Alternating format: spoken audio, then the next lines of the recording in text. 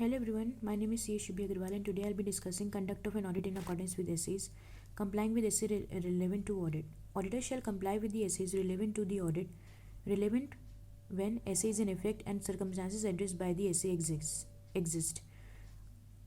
Auditors shall have an understanding of the entire text of an essay, including its application and the explanatory material. The auditor shall not represent compliance with the essays in auditor's opinion unless the auditor has complied with the requirement of this essay and all other essay relevant to the audit. Objectives stated in the individual essays.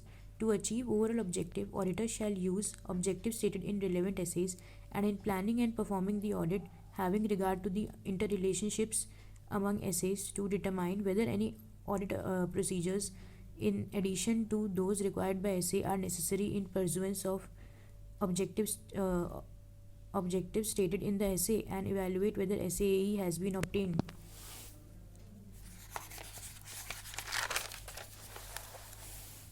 Now, complying with ethical requirement, it shall comply with each requirement of the essay unless entire essay are not relevant for or conditional on condition that does not exist.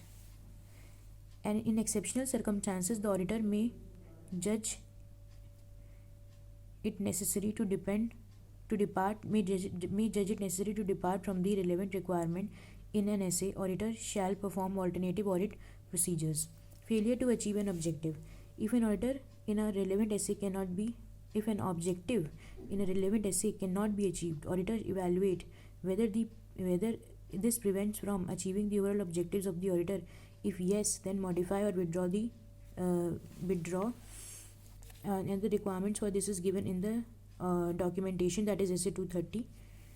Okay, thank you for watching. Thank you so much.